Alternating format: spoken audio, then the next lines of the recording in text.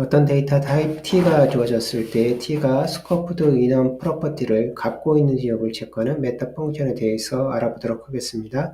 우리가 지금 배우고 있는 대상은 타입이 있을 때 그 타입이 갖고 있는 프로퍼티를 체크하는 메타 펑션이거든요. 그래서 전체 메타 펑션의 이름에서 is 언더바를 제거를 하고 남는 부위가 이제 프로퍼티 이름이 됩니다. 결국 스코프드 인엄이라는 프로퍼티가 존재한다는 사실을 알 수가 있습니다. 해당 프로퍼티를 이해를 하기 위해서는 그 인엄에 대해서 1차적으로 알아야 됩니다. 인엄을 알게 되면 자연스럽게 스코프드 인엄 프로퍼티가 무엇인지 이해를 할 수 있게 됩니다. 그래서 이번 시간에는 인엄에 대해서 배우도록 하겠습니다. 인엄을 실제 구문에 사용하는 방법은 일반적으로 인엄 스페시파이어를 따릅니다. 그래서 인엄 헤더가 오고 이제 커리 브레스 내에다가 이누머레이터 리스트를 이제 위치를 할 수가 있는데 때때는 이 부분을 생략을 할 수가 있어요. 그러면 이제 빈 형태의 커리 브레스가 되겠죠. 그 다음에 이누머레이터 리스트가 등장하고 마지막에 이제 콤마로 끝날 수도 있습니다. 이제 구문 오류가 아니라는 거고요. 이누머레이터 리스트는 결국은 리스트니까 콤마 단위가 오게 되는데 이누머레이터가 이런 식으로 콤마 단위로 해서 쭉 위치한다는 사실을 알 수가 있습니다. 그래서 이 내에 있는 이름들을 이누머레이터라고 부르게 되고 전체를 묶어서는 이누머레이션에서 열거체라고 부르게 됩니다. 이누머레이터는 열거자라고 이렇게 번역을 대부분 하게 됩니다. 때에 따라서는 여기 있는 이누머 헤더를 이제 별도의 헤더 파일에다가 놓고 구연부를 숨기는 경우가 있거든요. 구연부 전체를 이제 CPP로 이렇게 두는 경우가 있습니다. 그럴 때 이제 이 구연부하고 선언을 이제 분리를 해야 되는데, 그럴 때 사용하는 구문이 여기 있는 이제 불투명 이누머레이션이라고 하는 Q 이넘 디클러레이션 구문입니다. 이럴 때 마지막에 이제 세미콜론으로 끝나는 걸 일단 확인할 수가 있고요. 그럴 때 요 이누머레이터로 만들어지는 이 이눔 헤더에 보면 이눔 헤더에 이제 스코프 여기 네스트 네임 스페시파이어는 뭐 A 네임스페이스 밑에 뭐 B 네임스페이스 이런 식으로 쓰거든요. 그 다음에 최종적으로 이름이 등장하잖아요. 그 이름이 어떤 타입이어야 되냐면 컴플리트 타입이어야 됩니다. 컴플리트 타입으로 뭘 할 수 있냐면 헤더에 위치할 수가 있어요. 이 부분만 남기는 경우에 대부분 이렇게 해놓고 나중에는 헤더는 이렇게 써놓고 실제 구현의 CPP에다가 나머지를 다시 리디클러레이션에서 최종적으로 구현을 합니다. 그렇게 함으로써 구현에 있는 이누머레이터의 목록을 숨깁니다. 그런 용도로 설계를 하는 거예요. 그럴 때 헤더에 남아있는 이 타입은 컴플리트 타입이 되어야 되는데 컴플리트 타입이 되기 위해서는 조건이 있습니다. 이런 경우에는 만약에 이넘 키가 보면 이넘하고 이넘 클래스 스트럭처가 되잖아요. 만약에 이넘의 여기 이넘 첫 번째 요소가 여기로 오게 되면 여기에는 뭐가 항상 존재를 해야 되냐면 언더 여기 보면 이넘 베이스라고 해서 이 부분 있잖아요. 이 부분이 항상 존재를 해야 됩니다. 그래서 이넘하고 뭐 A 하고 난 다음에 여기에 int든 뭐든 이렇게 써줘야지 뭐가 되냐면 complete 타입이 돼요. 이렇게 해야만 이제 헤더에 남을 수 있게 됩니다. 그에 비해서 이넘 클래스나 이넘 스트럭처가 오는 경우는 암묵적으로 쓰지 않으면 자동적으로 int가 들어갑니다. 그래서 그런 경우도 이렇게 이넘 클래스나 이넘 스트럭처를 사용하는 경우는 이제 쓰지 않아도 이제 됩니다. 어쨌든 이 부분이 뭐라고 부르냐면 이넘 베이스라고 부르게 되는데 우리가 클래스 상속 관계를 코드로 작성할 때 뭐 스트럭트 A하고 B로부터 상속받을 때 이런 식으로 쓰잖아요.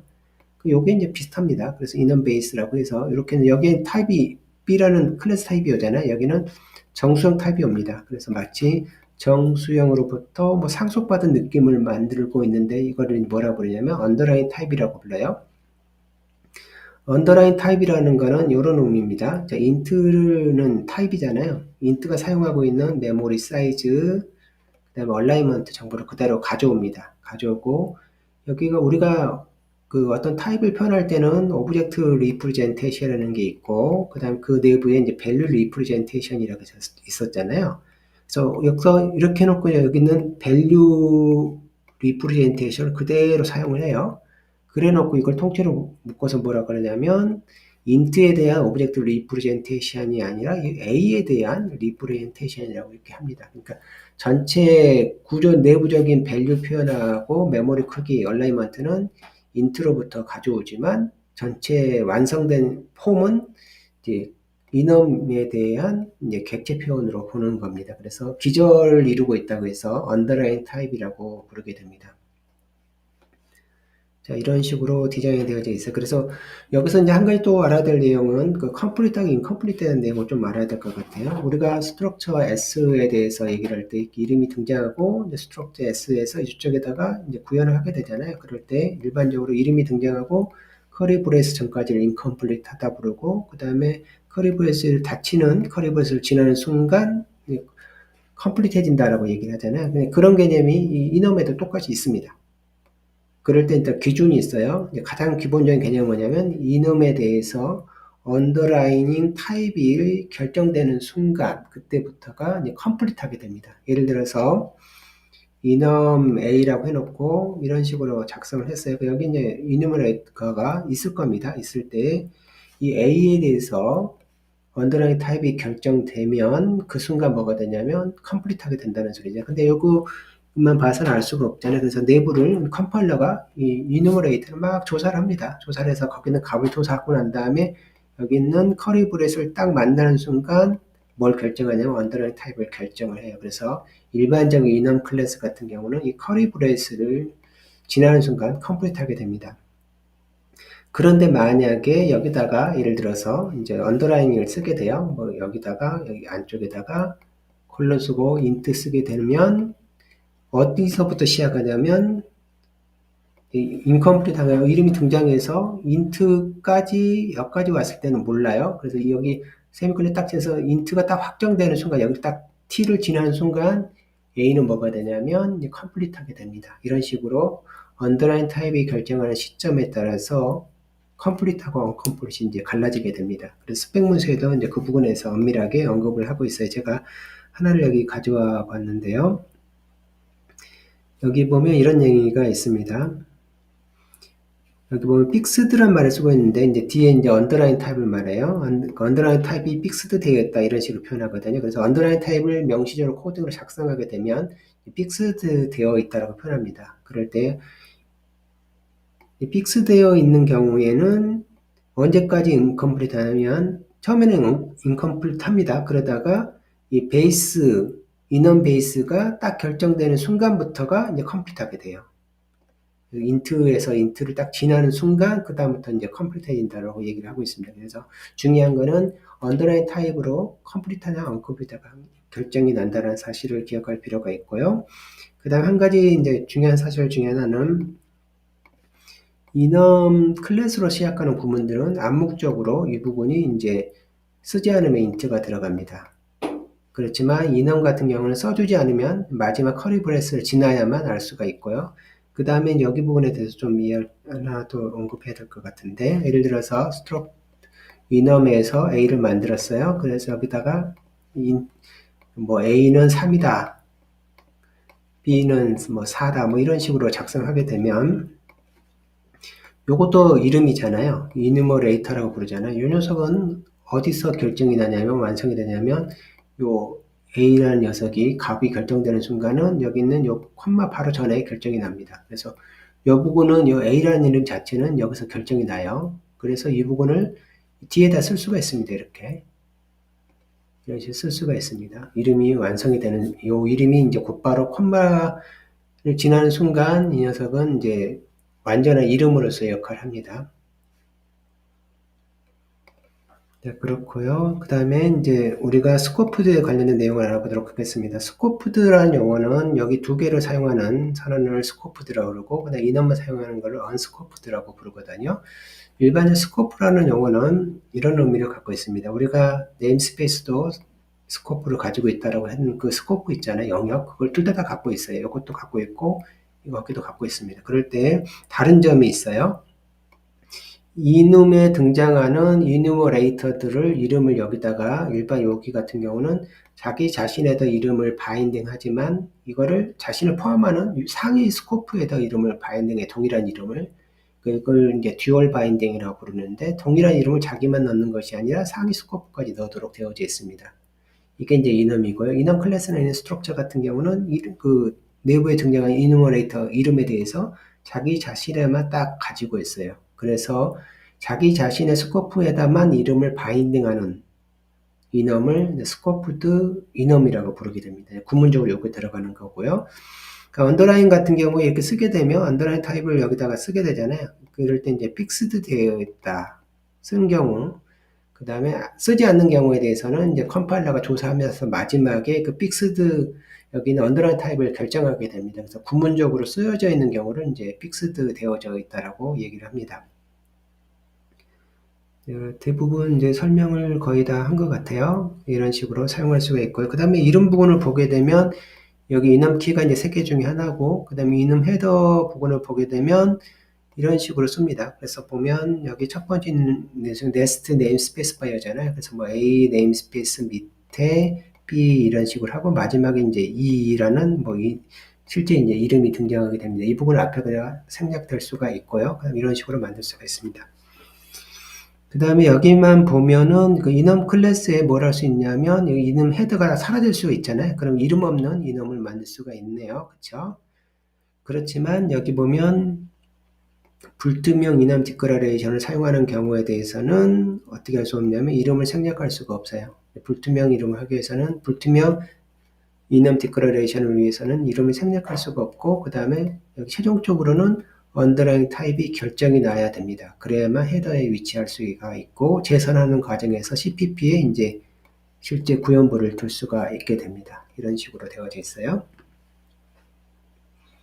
그 다음에 그 이넘 클래스나 이넘 스트럭처 같은 경우는 그 언더라인 타입으로 변환을 암묵적으로 지원하지 않습니다. 명시적으로만 할 수가 있어요. 그래서 자연스럽게 인트의 답으로 변할 수 없습니다. 그에 비해서 이넘 타입은 변환이 됩니다. 근데 이걸 이용해서 이넘 클래스하고 그 스코프드 이넘 클래스하고 이넘 클래스로 구분을 할 수가 있어요. 이제 그걸 가지고 뭘 만들 수가 있냐면 메타 펑션을 만들 수가 있습니다. 이런 식으로 디자인할 수가 있어요. 일단 보면 컨셉으로 디자인해서 그 결과를 가져와서 is scoped 이넘의 이제 불 컨스턴스의 값으로 들어갑니다.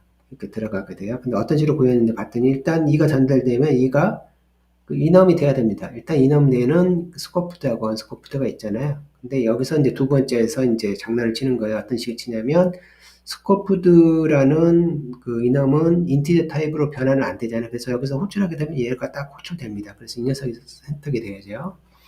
오버로드 리솔루션을 통해서 스코프드 같은 경우는, 근데 언스코프드 같은 경우는 인트 타입으로 변환이 되잖아요. 그러면 여기도 되고 여기도 되거든요. 근데 경쟁하게 되면 이 녀석이 선택이 되어져요. 근데 이 녀석이 딜리트잖아요. 그래서 실패를 하게 되는 겁니다. 컨셉이. 그래서 이넘이 인티저 타입으로 변할 수 있는 여부를 가지고 뭘 만드냐면 스코프드하고 언스코프드를 판별하는 거예요. 그런데 이제 곰곰이 생각해 보시면 이게 스코프드가 가지고 스코프드 이넘이 가지고 있는 어떤 특성을 기반으로 해서 코딩을 짠 거잖아요. 즉 스코프드는 인트 타입으로 변할 수 없다라는 정수형 타입으로 변할 수 없다라는 룰을 가지고 만든 거거든요. 실제로는 그 이넘 클래스 내부를 조사해서 가져오는 것이 아니라 특성으로부터 추론하는 거거든요. 그래서 이 부분이 특성을 기초로 하기 때문에 이제 완벽하지 않을 수는 있습니다.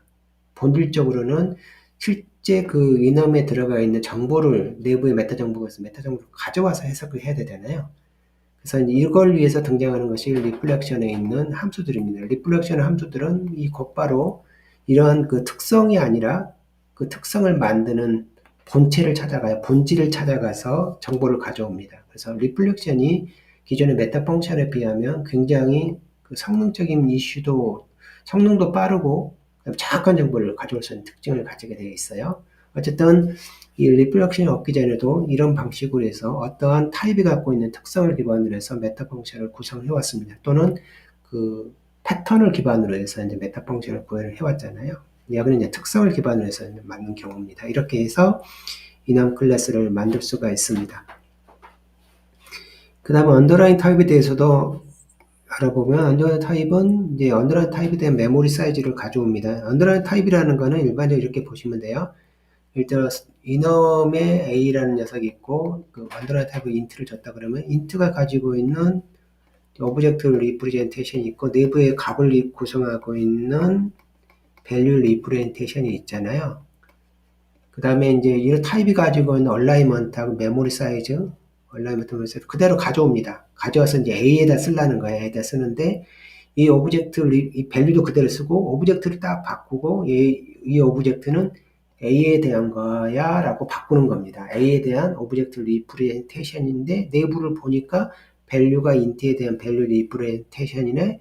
그리고 메모리 사이즈로 보니까 언더라인에 대한 메모리 사이즈네. 얼라이먼트를 보니까 이 int에 대한 얼라이먼트네. 이런 식으로 보는 겁니다. 그럼 객체성만 바꾸는 겁니다. 내부 구조는 그대로 가지고 그 전체를 관할하고 있는 오브젝트 리프레젠테이션만 바꿉니다. 그래서 그 밑단을 이루고 있는 타입이 언더라인 타입이 되는 겁니다. 이런 식으로 정의를 하고 있어요. 대부분 이제 설명을 한 것 같습니다. 그러면 이걸 기초로 해서 알아보도록 하겠습니다. 일반적인 인티저 타입을 전달하게 되면 당연히 스코프드 이넘 프로퍼티는 없습니다. 클래스를 전달해도 당연히 없을 거고요. 그 다음에 이넘을 전달하게 되는데 이제 스코프드 이넘이니까 여기엔 이넘 클래스나 스트럭트가 들어가는데 일반 이넘이잖아. 당연히 이것도 이제 안 됩니다. 그리고 이넘 여기 같은 경우는 이제 픽스드로 해서 언더라인 타입을 지정하고 있는 걸 확인할 수가 있고요. 그 다음에 이넘 스트럭트 C입니다. 근데 이게 보면 내부에 요소들이 들어가 있잖아요. 이렇게. 그래서 여기 같은 경우는 디폴트가 이게 인트가 들어갑니다. 디폴트가 인트가 들어가기 때문에 요 이름을 딱 증강하는 순간 여기서부터 이제 컴플리트한 상태가 들어해서 시작을 하는 거예요. 이게 암묵적으로 이넘 클래스나 이넘 스트럭처는 언더라인 타입을 인트로 지정하도록 되어져 있거든요. 그래서 이 부분은 여기는 그 커리 브레스 시작 전에 C는 컴플리트 타입이 됩니다. 어쨌든 이 상태에서 스코프 이넘은 앞에 있는 부분을 체크를 하니까 출가 되는 거고요. 그 다음 이넘 클래스 D에서 이거 언더라인 타입을 지정을 했습니다. 이런 식으로 해도 되나? 이 앞에만 조사하기 때문에 문제가 없고요. 그 다음 이넘 클래스에 여기서 이제 끝났습니다. 세미콜론으로. 이 문장이 어디에 해당하냐면 아까 말한 이 불투명 이넘 디클러레이션에 해당하는 거예요. 그럴 때 언더라인 타입이 항상 결정이 나야 된다고 했잖아요. 완전한 컴플리트 타입만 헤더에 위치할 수 있다고 했기 때문에 근데 이넘 클래스는 암묵적으로 인트가 들어가잖아요. 그래서 이 부분은 문제가 없는 거야. 근데 예를 들어서 이넘 뭐 Z 이거는 그 구문 오류가 뜹니다. 헤더에 이렇게만 있을 수는 없거든요. 그래서 어쨌든 한번 컴파일을 해보면 결과가 나올 것 같기도 한데 여기만 딱 보면 안 된다고 뜨죠. unscope enumeration은 must be underline 타입을 가져야 된다라고 되어져 있잖아요. 그래서 이것만 할 수는 없고 여기다가 이렇게 써야만 얘는 헤더에 올 수가 있어요. 이런 식으로 이런 특징이 있습니다. 어쨌든 위는 자동적으로 int가 들어가는 거고 아래는 이제 써줘야 됩니다. 그래서 이 부분을 체크를 하게 되면 enum 클래스니까 이제 스코프드가 됩니다. 이런 식으로 스코프드 enum이라는 이 프로퍼티는 enum을 디자인할 때 enum struct, enum 클래스로 디자인하는 경우를 의미를 합니다. 그 다음에 이제 메타 펑션 중에는 언더라인 타입에 대해서도 이제 체크, 그 언더 타입을 얻어내는 뭐 그런 함수들이 있어요. 여기서는 이제 스코프드 enum에 대한 프로퍼티에 대해서만 언급을 하고 있습니다.